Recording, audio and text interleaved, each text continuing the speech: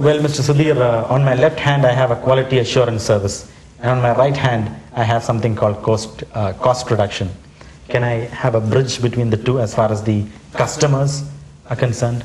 I think as far as the customers is concerned, for any organization is concerned, if you want to have this right hand of the cost reduction, without this left hand quality assurance, this will not be possible. The bridge will not be possible. This bridge will not be possible, and even the mere existence of this pillar, the right hand pillar, will not be there if this left hand, as what you have stated, is quality assurance.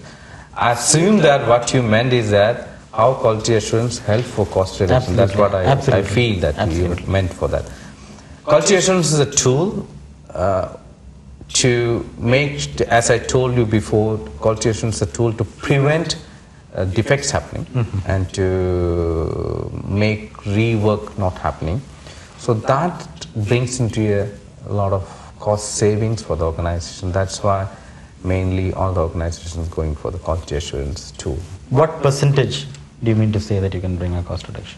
It's very difficult to say exactly that, but in the sense that when you say that a real good quality assurance system can prevent 100% rejection. Really? Yes. So that's ultimate aim, so that you can relate into any of the cost reduction saves.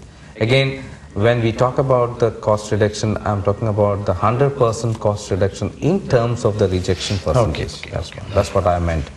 You have a lot of other cost reduction, and again, it can also lead to a sort of a cost reduction in terms of your number of persons required for your manufacturing productivity. process. Yeah, that's fine.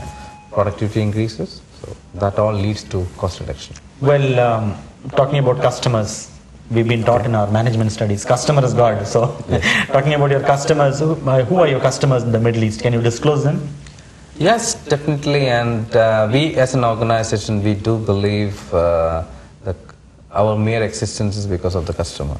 We do a lot of emphasis on the customer satisfaction, so we give a lot of importance to their services and to customers, and we try to meet all their expectations and even try to reach beyond the customers' expectations, and that's the way we deal that. And in the Middle East, each of country, we have offices in Abu Dhabi, Dubai, and Qatar, Saudi Arabia, Kuwait, and Oman.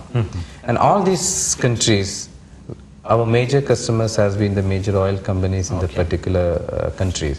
In Qatar, we have Qatar Petroleum, we have Ras Gas, we have Qatar Gas, and all the other major oil companies.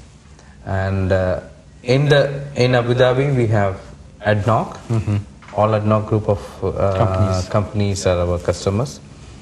And in Oman, we have PDO, that's a major oil company there, and they are our customers.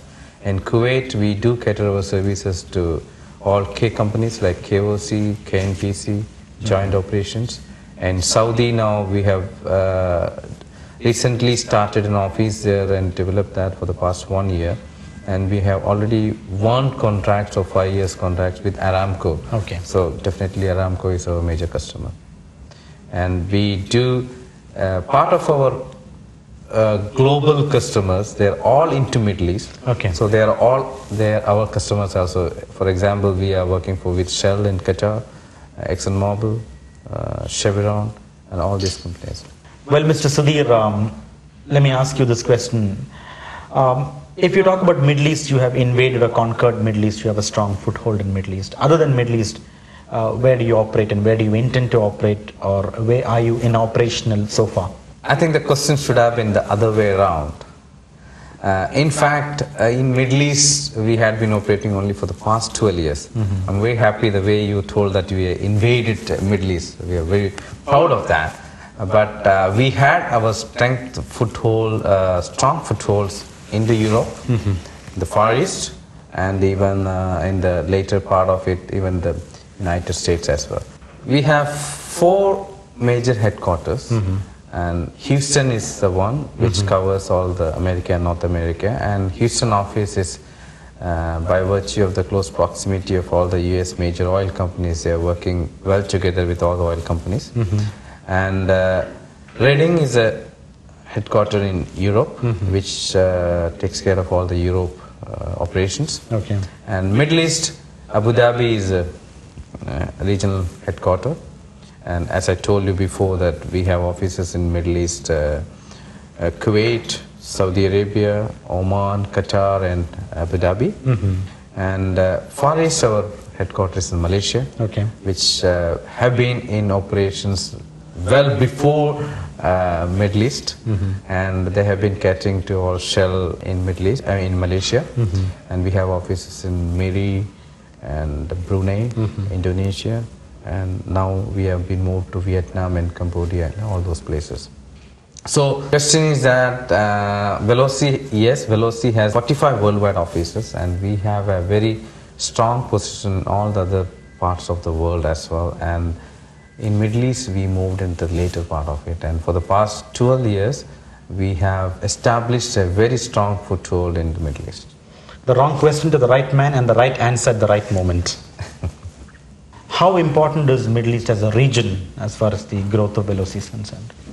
If you look at the whole turnover of whole Velosi group, Velosi Middle East contributes to more than 30% of the whole turnover. Velosi as a whole group, we are growing at a 30% growth rate.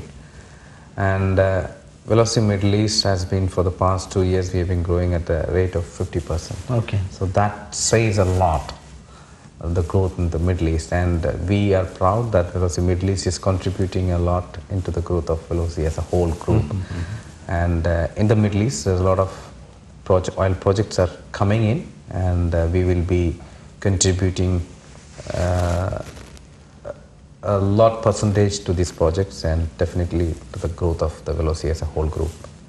Well, we would like to know about the facilities on one portfolio and the types of certificates on the second portfolio that you issue to different companies.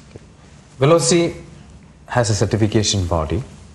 We have been accredited by the Dutch accreditation firm RVA, and by the certification body, we can issue certifications to any organization, to quality management system like ISO 9001, and also environment management certification, that's ISO 14001, and also the OSHA's safety certification, ISO 18001.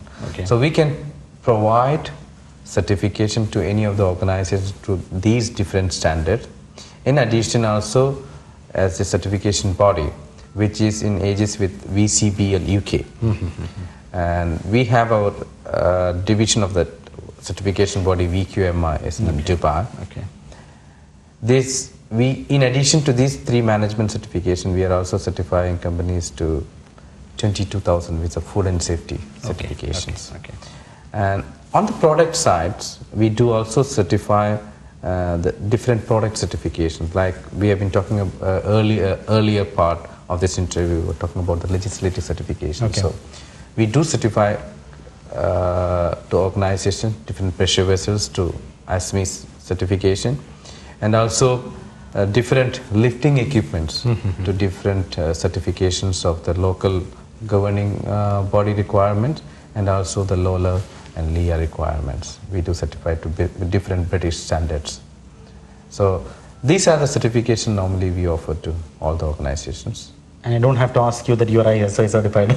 Definitely, Velosi as an organization, we are an IMS certified company, which means that we are certified to quality management certification, ISO 9001, and we are environmental certified, it is ISO 14001, and we also have safety certification, OSHA's 18001.